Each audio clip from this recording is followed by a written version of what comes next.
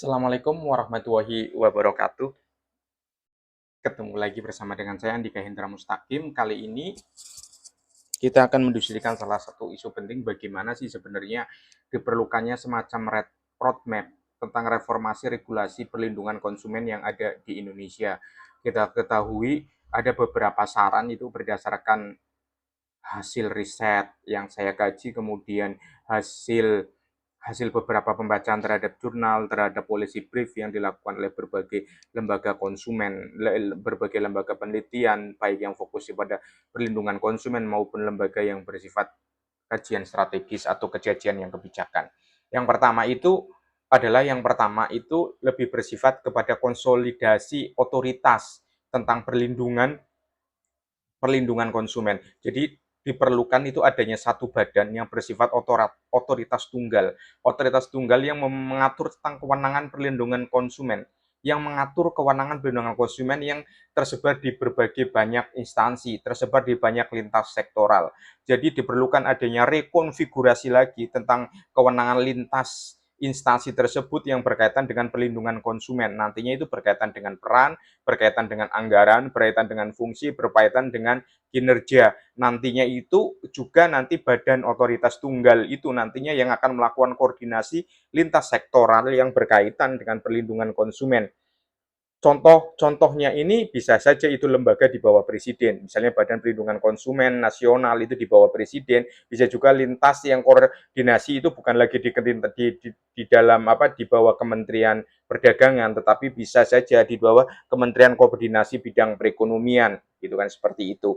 Tapi yang ideal itu adalah lembaga yang berada di bawah presiden, dan di lembaga di bawah presiden itu nantinya akan melakukan standarisasi dalam perlindungan konsumen. Jadi nanti dia bisa saja nanti ada beberapa kewenangan nanti pilihannya, misalnya dia memberikan otoritas tunggal dalam perlindungan konsumen, semua perlindungan konsumen baik di misalnya jasa keuangan, perdagangan, transportasi, retail dan lain sebagainya itu diatur satu, misalnya di Badan Perlindungan Konsumen yang bersifat tunggal. Bisa saja Badan Perlindungan Konsumen itu di bawah presiden, tetapi hanya bersifat modelnya bersifat koordinasi. Bisa di bawah Kementerian Bidang Perekonomian, bisa juga di Kementerian Perdagangan, tetapi nanti lintasnya itu kerjanya bukan lagi bersifat ekosektoral, tetapi bagaimana upaya untuk ini ya, berusaha menghilangkan kebingungan konsumen. Jadi nanti ada semacam koordinasi yang lebih erat gitu kan. Misalnya pelaporannya di satu pintu, yaitu di Badan Perlindungan Konsumen Nasional, tetapi nanti dalam eksekusinya itu bisa diserahkan ke lintas sektoralnya sendiri-sendiri atau tetap di satu pintu tersebut. Jadi kewenangan-kewenangan itu lebih pertama itu bisa berat koordinasi, kemudian juga menerapkan standar-standar yang sama.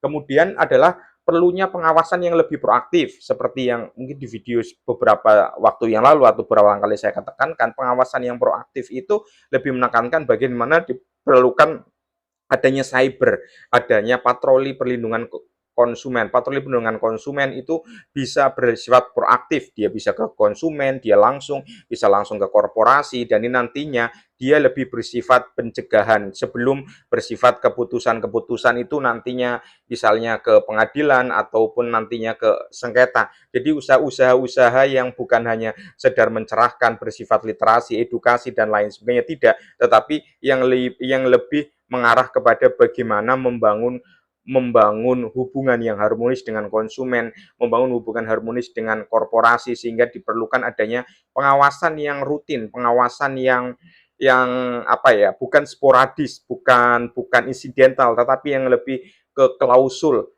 lebih ke kontinuitas, lebih bersifat berkesinambungan, dan nantinya itu perlu diatur juga dalam revisi Undang-Undang Perlindungan Konsumen. Jadi usaha-usaha itu tidak lagi merugikan konsumen. Kemudian adalah reformasi yang berkaitan atau perubahan yang berkaitan dengan sanksi.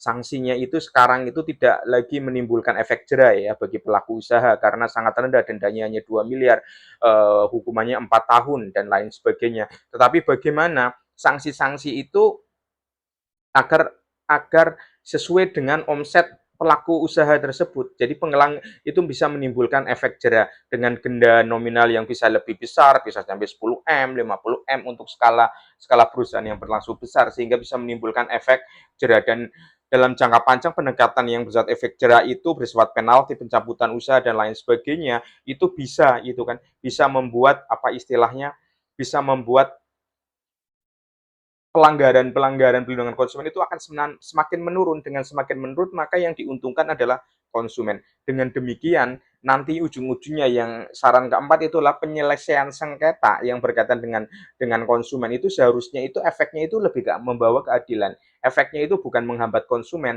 efeknya itu adalah meminimalkan biaya transaksi yang ada. Kemudian desain prosedurnya itu lebih lebih apa ya, lebih praktis, hemat waktu, efisien, dan biaya. Sehingga juga dan kewenangan misalnya dalam BPSK ataupun apa yang ditentukan nanti dalam sengketa yang dilakukan oleh Badan Perlindungan Konsumen oleh BPSK ataupun nanti oleh lembaga-lembaga yang akan lebih kuat nantinya itu juga bersifat agar tidak terjadi class action, tidak apa tidak ber, apa bukan class action, tidak terjadi banding, tidak terjadi gugatan di pengadilan sehingga akan memerlukan proses yang lebih panjang dan lebih ribet lagi. Kemudian yang menarik lagi, yang nomor kelima itu perlu diatur itu perluasan tanggung jawab pelaku usaha. Itu perlu adanya strict liability, yaitu mengikat seluruh aktor di dalam rantai distribusi. Jadi nanti ada produsen, distributor, pengacara, platform digital itu kena semua di dalam misalnya perlu tanggung jawab bukan hanya penjual akhirnya, yaitu pedagangnya semata. Sehingga apa ya, supply chain itu benar-benar diteliti. Jangka menangnya itu prinsip tanggung jawab itu bukan hanya pada penjual akhir,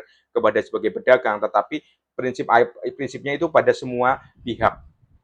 Kemudian yang keenam itu pelindungan konsumen itu juga harus fokus kepada memberikan perlindungan kepada konsumen yang rentan. Konsumen yang rentan itu mereka sangat rentan terhadap eksploitasi, mereka rentan terhadap terhadap literasi, mereka minim literasi sehingga terjadi ketika ada pelanggaran pada konsumen rentan, maka diperlukan adanya penalti yang lebih besar dan itu banyak negara yang sudah menerapkan hal itu ya kan banyak negara kalau di dalam kajian-kajian misalnya yang berkaitan dengan distribusi apa dengan perlindungan konsumen rentan misalnya di Uni Eropa ya negara yang di Uni Eropa itu ada Unfair Commercial Practice Directive artikel itu juga memberikan perlindungan yang lebih tinggi kepada konsumen rentan dengan peluasan konsep ke konsumen rentan di digital itu kalau di Uni Eropa. Kalau di Vietnam itu konsumen rentan itu dikategorikan sebagai lansia, kemudian etnis minoritas, ibu menyusui, itu mendapatkan hak pelayanan dan penyelesaian klaim itu lebih prioritas. Dan itu tidak ada dalam perlindungan konsumen.